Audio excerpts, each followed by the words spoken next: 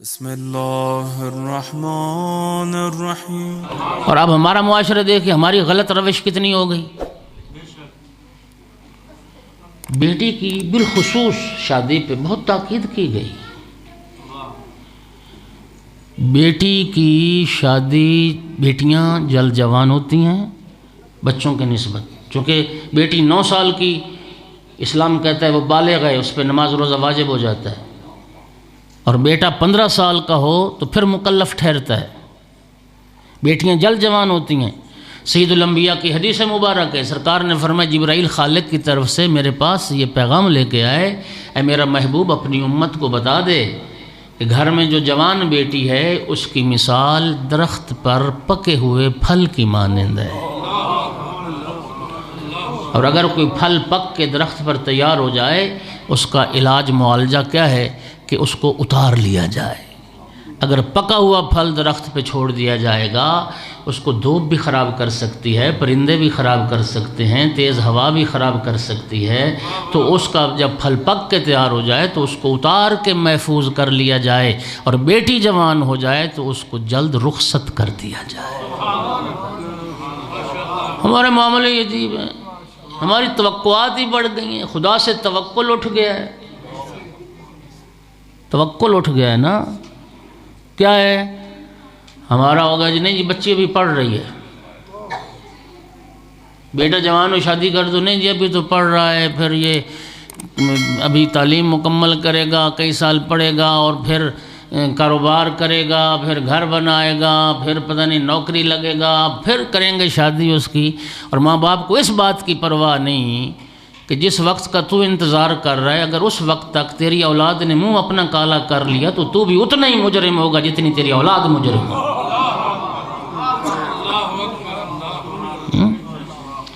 گناہ کرنے کے بعد، منہ سیاہ کرنے کے بعد پھر شادی کرو گے، زندگیاں اس کی برباد کر کے اور گناہ میں اس کو مبتلا کر کے پھر شادیاں کرو گے۔ من تزوج فقد احرز نصف دینے۔ اللہ پر توکل نہیں ہے نا جی، تو یہی وجہ۔ حالانکہ حدیث میں پتہ ہے کیا ہے، حدیث میں معصوم نے فرمایا شادی، یہ جو ازدواج ہے یہ باب من ابواب الرزق، یہ رزق کا دروازہ ہے۔ شادی رزق، تجھے پتہ ہے کہ میرے گھر بیوی آئے گی تو اس کے نان و نفقہ خرچ اخراجات جو ہیں وہ میں نے اٹھانے ہیں۔ اللہ کو نہیں پتہ کہ ایک فرد کا اضافہ ہو گیا، اس کو روزی بڑھانی ہے، یہ نہیں بڑھانی۔ ہماری مصیبت یہ ہو گئی ہے کہ اللہ والے کام بھی ہم نے اپنے ذمے لے لیے ہیں، اللہ والے کام بھی۔ بیٹیاں بیٹھی ہیں جوان، غریب گھرانے سے، برادری سے فرض کریں متوسط ہے، غریب ہے، تو اس کو رشتہ ہی نہیں دینا جی۔ ہر کسی کی اب یہ خواہش بنی بیٹھی ہے کہ کسی امیر کبیر گھرانے میں میری بیٹی جائے، بنگلے ہوں، کوٹھیاں ہوں، گاڑیاں ہوں، دولت پیسے کی ریل پہ لو۔ اور میرا بھائی یاد رکھو، خدا کی قسم، یہ دولت کی فراوانی، یہ گاڑی، ان سے سکون نہیں آتا۔ قرآن کیا کہتا ہے، الا بذکر اللہ تطمئن القلوب، اطمینان وہیں ہوتا ہے جہاں یاد خدا ہوتا ہے۔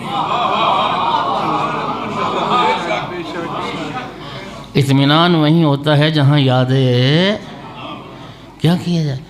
ہمارے پاس نا چونکہ وسائل نہیں، ایسے ذرائع نہیں کہ ہم اعداد و شمار اکٹھے کر سکیں، لیکن جہاں تک معاشرے میں رہتے ہوئے آپ کا میرا مشاہدہ ہے، جہاں تک تعلقات ہیں، یقین فرمائیے طلاق کی سب سے زیادہ شرح انہی پوش گھرانوں میں ہے۔ سب سے زیادہ طلاق کی شرح انہی دولت مند گھرانوں میں ہے، جہاں دولت کی ریل پیل ہے۔ کیونکہ جہاں دولت کی ریل پیل ہوتی ہے عموماً ہے ہی ایسا، وہاں دین نہیں ہوتا، وہاں دیانت نہیں ہوتی۔ وہ بغداد میں حضرت بہلول کھڑے تھے نا، تو ایک وہ بہت بڑا لمبا تنا ایک لکڑی کا پڑا تھا، ایک طرف سے تنا اٹھاتے تو زور لگاتے کہ دوسری طرف سے بھی اٹھے تو پھر ادھر سے نہیں اٹھتا تھا۔ پھر یہ پھینک دیتے تھے، پھر دوسری طرف چلے جاتے تھے، پھر اس کو اٹھا لیتے تھے، پھر زور لگاتے تھے کہ یہ سرا بھی اٹھے. تو یہ حرکت کر رہے تھے. تو لوگ جمع تھے، انہوں کو بہلول کیا کر رہے ہو، پاگلوں والی حرکت، کبھی یہ اٹھاتے ہو کبھی وہ اٹھاتے ہو. فرماتا ہے میں تمہیں سمجھا رہا ہوں دنیا والوں کو کہ یاد رکھو ایک سرا جو ہے وہ دین ہے، دوسرا دنیا ہے. دین اٹھاتا ہوں تو دنیا نہیں اٹھتی، دنیا اٹھاتا ہوں تو دین نہیں اٹھتی.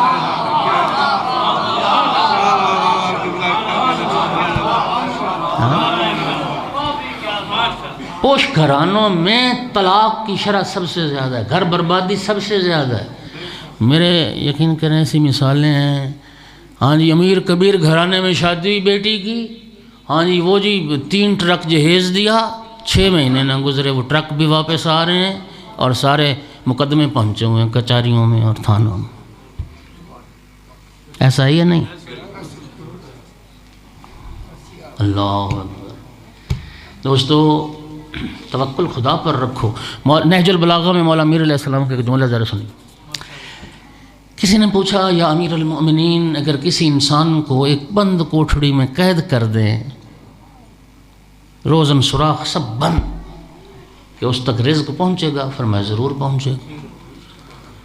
سائل پوچھتا مولا اس کی روزی کہاں سے آئے گی؟ فرمایا جہاں سے اس کی موت آئے گی.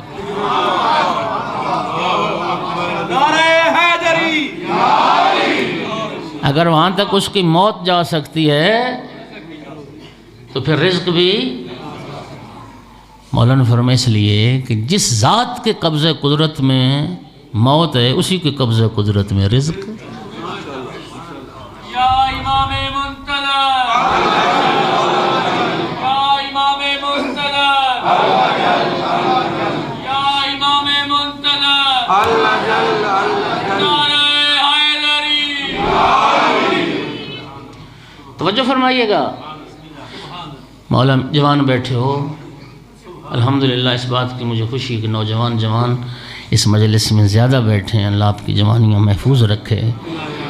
اپنے دامن کو آلودہ کیے بغیر جوانی گزار جاؤ تو تم وقت کے ولی ہو.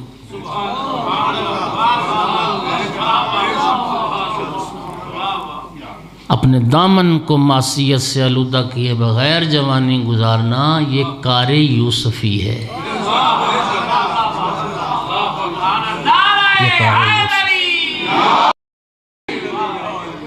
وہ جوانوں، مولا علی علیہ السلام فرماتے ہیں کہ رزق کے بارے میں توکل علی اللہ پرندوں سے سیکھو. یار ہم سے تو پرندے زیادہ اللہ پر توکل رکھتے ہیں. ہم توحید پرست ہو کے بھی، لا الہ الا اللہ پڑھ کے بھی ہمارا توکل خدا سے اٹھتا جا رہا. ہمارا یقین کمزور ہو گیا ہے، یقین نہیں ہے، شک میں پڑ گئے ہیں، ایمان بہت کمزور ہو گیا ہے. مولا فرماتے ہیں پرندوں سے سیکھو توکل بر خدا کرنا. صبح روزی کی تلاش میں نکلتے ہیں، شام گھروں کو لوٹتے ہیں. آنے والے دن کے لیے کوئی ایک دانہ نہیں ہوتا کسی پرندے کی چونچ میں، اس لیے کہ ان پرندوں کو یہ یقین ہے ہم کل ہوں گے تو ہمارا روزی رساں بھی ہوگا.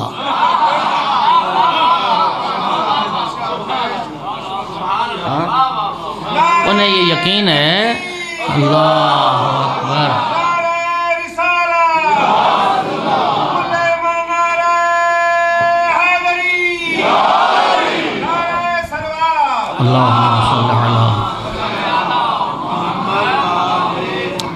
ان پرندوں کو یقین ہے جیسے رب نے آج روزی دی ہے وہ کل بھی.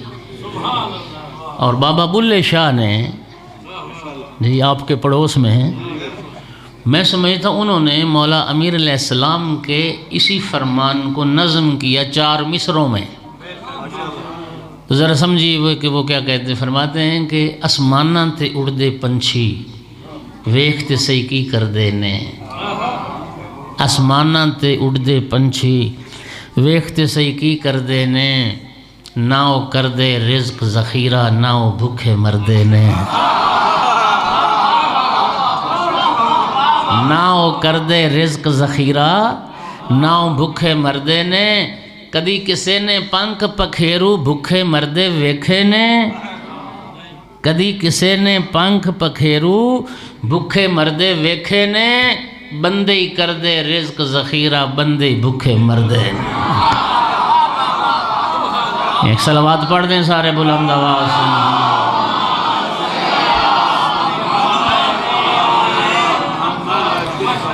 معصوم فرماتے ہیں جو توجہ کیجیے گا، جو شخص شادی اس لیے نہیں کرتا فقر کے خوف سے، غربت کے خوف سے، وہ خدا پر بدگمان ہے،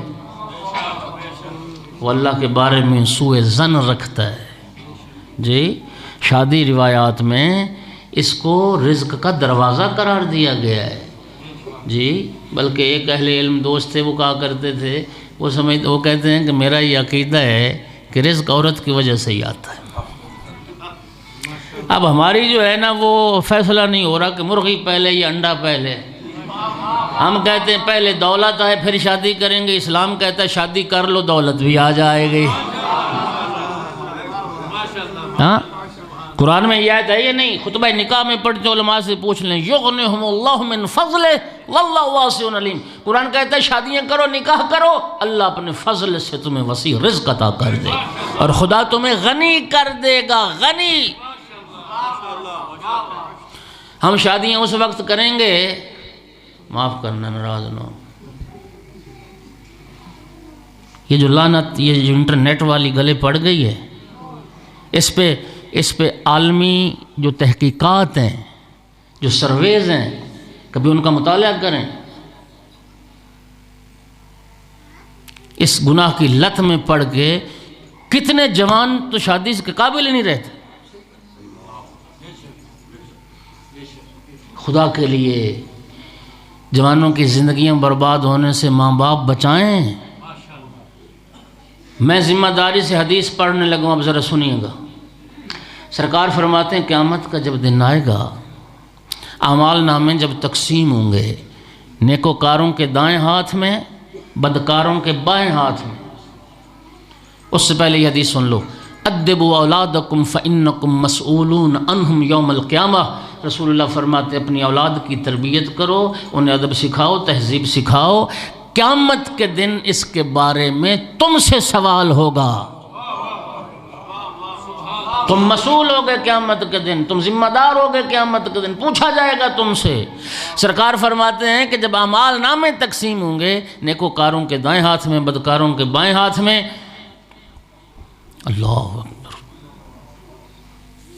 نیکوکار کے ہاتھ میں اعمال نامہ آیا، دیکھے گا ایسی ایسی نیکیاں لکھی ہیں اس کے نام اعمال میں، پروردگار یہ کسی اور کا نام عمل تو نہیں جو مجھے تھما دیا گیا، یہ نیکیاں تو میں نے نہیں کی تھیں، یہ نیکی یہ نیکی یہ نیکی۔ ارشاد پروردگار ہوگا یہ نیکیاں تم نے نہیں کی، یہ نیکیاں تمہاری اولاد نے کی، جس اولاد کی تم نے تربیت کی تھی، ہاں یہ تمہاری اولاد کی نیکیاں، جتنا اجر ان نیکیوں پر تمہاری اولاد کو ملے گا اتنا اجر تمہیں بھی ملے گا۔ اور بدکار کے ہاتھ میں جب نامہ عمل آئے گا، ایسے ایسے گناہ لکھے ہوں گے، چیخ اٹھے گا پروردگار یہ گناہ تو میں نے زندگی میں نہیں کیے جو میرے نام اعمال میں لکھ دیے گئے۔ ارشاد رب العزت ہوگا یہ گناہ تو نے نہیں، یہ گناہ تیری اس اولاد نے کیے جنہیں تو نے جنم دیا، لیکن ان کی تعلیم و تربیت کا، ان کی تادیب و تہذیب کا کوئی اہتمام نہ کیا۔ جتنے گناہ تیری اولاد نے کیے، جتنی سزا انہیں ملے گی اتنی سزا تمہیں بھی ملے گی۔ اولاد کے گناہوں میں تم بھی حصہ دار ہو اور تم بھی اس کے مسئول اور ذمہ دار۔ اور میرے دوستو، اپنا اور اولاد کا نامہ عمل سیاہ کر کے پھر شادیاں کی تو کیا، خدا پر توکل کرو۔ رب روٹی تمہیں دے رہا ہے تو تمہاری اولاد کو بھی دے گا۔ لا تقتلوا اولادکم، قرآن میں اللہ رب العزت فرماتا ہے لا تقتلوا اولادکم خشیۃ املاق، بھوک کے خوف سے اولاد کو قتل مت کرو، تمہارے رازق بھی ہم ہیں، تمہاری اولاد کے رازق بھی ہم۔ یہ شادی میں تاخیر کرنا کہ نہیں پہلے کمائے پہلے کرے، تو اس کو تو سوچو، تو وہ تو نامہ اعمال سے کر بیٹھے گا، وہ تو منہ کالا کر بیٹھے گا، پھر شادی کا کیا فلسفہ؟ شادی اپنے اسی جوانی کو محفوظ بنانے کا اور اپنی پاک دامنی کو محفوظ بنانے کا ایک ذریعہ اسلام نے قرار دیا، اور اسلام نے اس کو عبادت قرار دیا۔ گھبرا تو نہیں رہے حضرات؟ اللہ آپ کو جزائے خیر عطا فرمائے.